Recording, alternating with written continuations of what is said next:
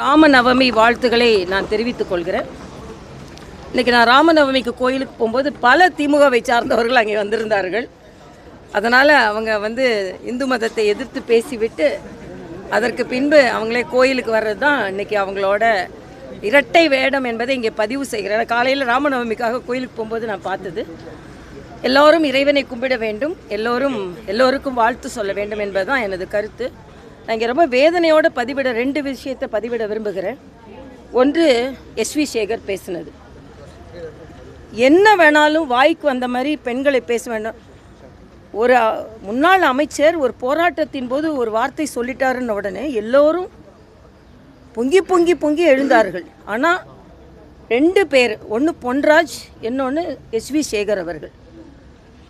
ஒரு ஒரு அந்த அந்த விளாத்திக்குள்ள வீட்டில் அந்த பொண்ணோட வீட்டுக்கு போயிட்டு வந்ததுலேருந்து எனக்கு சரியாக தூக்கம் வர மாட்டேங்குதுங்க. ஒரு பெண் குழந்தை, படிக்க வேண்டும் என்று நினைத்த பெண் குழந்தை பாலியல் பலாத்காரம் செய்யப்பட்டு கொல்லப்பட்டிருக்குன்னா நீங்கள் அரசாங்கத்துக்கு ஆதரவாக எவ்வளோ வேணாலும் இருங்கங்க, அரசாங்கத்துக்கு என்ன வேணாலும் ஆதரவாக இருங்க. ஆனால் ஒரு பெண்கள் விஷயத்தில் அரசாங்கத்தை நான் பாதுகாக்கிறேன் என்று பெண்களை பற்றி கேவலமாக பேசுவதை தயவு செய்து நிறுத்தி கொள்ளுங்கள். அதுவும் எஸ்வி சேகர் போன்றவர்கள் என்ன வேணாலும் பேசலாம் அப்படின்னு நினைக்கிறாங்க. ஏற்கனவே பெண்களை பற்றி அவர் பதிவு செய்ததற்கு அவர் வழக்காடு மன்றத்தினால் அவர் எச்சரிக்கப்பட்டும் இன்றைக்கி திருப்பி இப்படி பேசுகிறாரு. அதே மாதிரி இன்னொரு பெண் நிர்வாகியை பற்றி பொன்ராஜ் அவர்கள் பேசினதுக்காக தம்பி விஜய் அவர்கள் நேரே அவங்க காவல்துறை அலுவலகத்திற்கு இப்போ ஒரு தலைவர் ஒரு பெண் மீது அபாண்டமாக பேச, அதுக்கு மாத்திரம் இல்லை, நான் பொன்ராஜ் அவரோட பேச்சை பார்த்தேன். இப்படி இருந்தால் இப்படி இல்லாமல் எப்படி, அந்த வார்த்தையை கூட என்னால் சொல்ல முடியாது.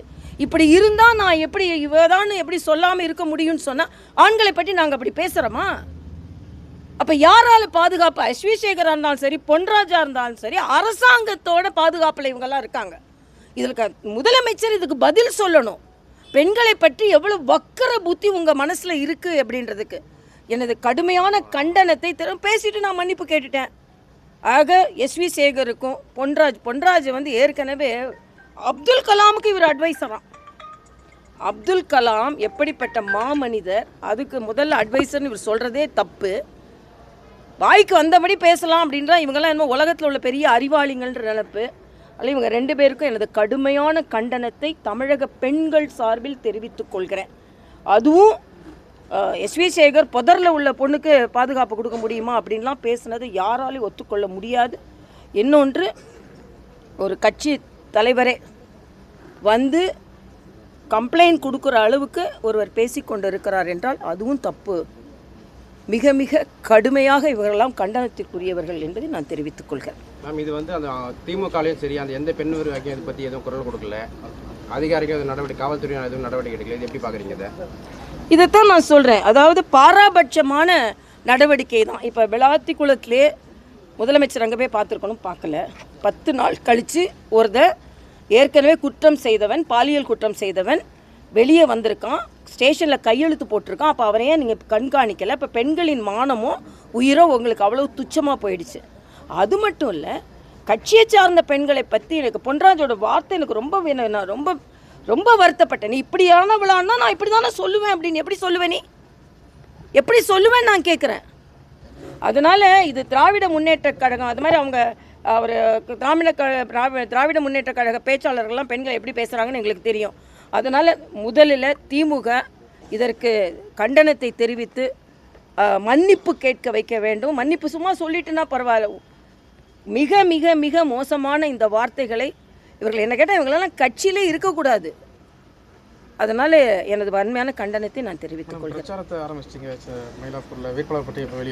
பிரச்சாரத்தை ஆரம்பிக்கலை.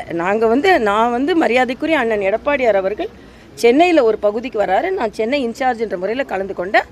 நிச்சயமாக பாஜக வெற்றி பெறும் அந்த மயிலாப்பூர் தொகுதியில். அதனால் அவர் அதுக்கு ஆதரவாக தெரிஞ்சவொன்னே கட்சியின் தலைவர் என்ற முறையில் நான் கலந்து கொண்டேன். நிச்சயமாக எல்லா இடங்களிலும் தேசிய ஜனநாயக கூட்டணி வெற்றி பெறும். பாஜக இடம், அதிமுக இடம், அமமுக இடம், தமாக இடம், பாமக இடம்னு கிடையாது. எல்லாமே தேசிய ஜனநாயக கூட்டணியோட இடம். எங்கள் கட்சியில் விருப்பம் கொடுக்குற பழக்கம் இல்லை. எங்கள் கட்சி என்னை போட்டி போட சொன்னால் நான் நிச்சயமாக போட்டி போடுவேன். மேடம் கோயம்புத்தூர்ல இப்போ வந்து இப்போ அக்காவா அண்ணாவான்னு ஒரு டாபிக் சமீபமாக ஓடிட்டு இருக்கு, அது எப்படி மேடம் பார்க்குறீங்க? அதில் நான் கருத்து சொல்ல விரும்பலை. ஏன்னா அதெல்லாம் வந்து சோஷியலாக இல்லை, சோஷியல் மீடியாவில் தான் இருக்குது, தளத்தில் இல்லை, இணையதளத்தில் தான் இருக்குது. இதை மாதிரி பிரச்சனைகள்லாம் தளத்தில் அதெல்லாம் ஒன்றுமே பிரச்சனை இல்லை. அதனால் இணையதளத்தில் இருக்கிற பிரச்சனையை பற்றி நாம் அதிகமாக கருத்து சொல்ல வேண்டான்னு நான் நினைக்கிறேன்.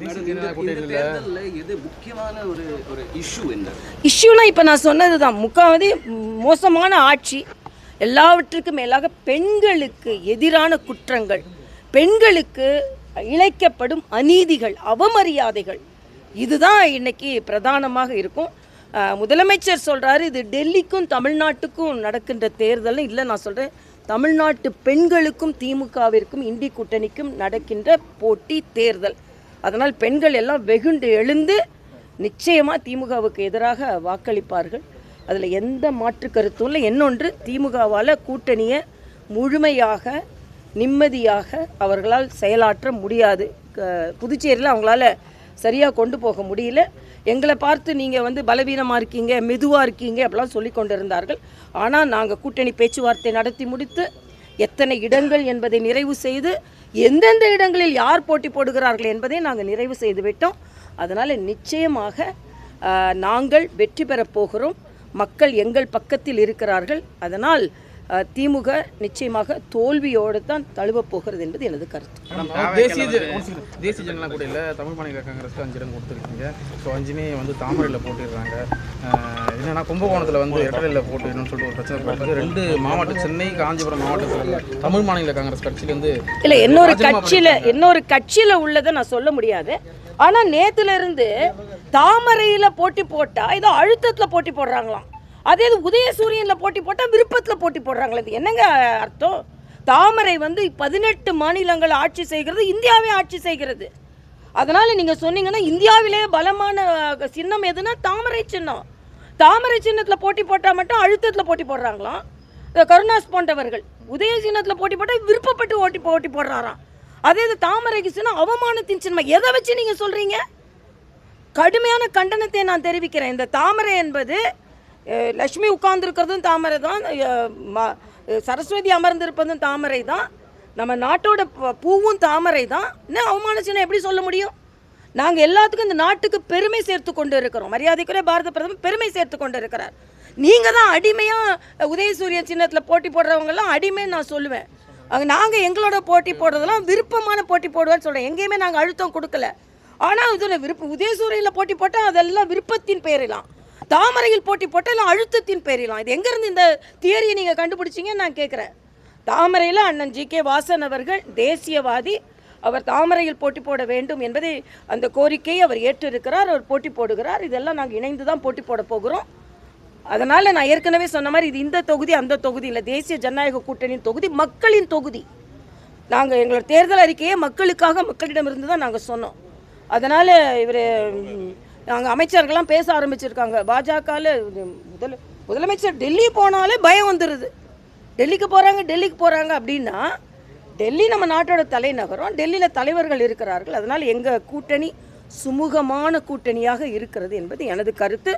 என்னொன்று, விடுதலை சிறுத்தைகள், கம்யூனிஸ்டுகள், மதிமுக எல்லாம் குறைச்சி வாங்கிக்கிட்டு பாஜக உள்ளே வந்துடும் பயந்து குறைச்சி வாங்குறாங்களாம். ஆக நீங்கள் அடிமையாக குறைச்சிக்கிறீங்கன்னு சொல்கிறத விட்டுட்டு பாஜக மேலே ஏன் நீங்கள் பழிய தூக்கி போடுறீங்க? அதனால் இன்றைக்கி தேர்தல் களம் பாஜகவை நோக்கி, தேசிய ஜனநாயக கூட்டணியை நோக்கி வந்து கொண்டு இருக்கிறது. அண்ணன் எடப்பாடியார் அவர்கள் நிச்சயமாக முதலமைச்சராக பதவியேற்பார்கள்.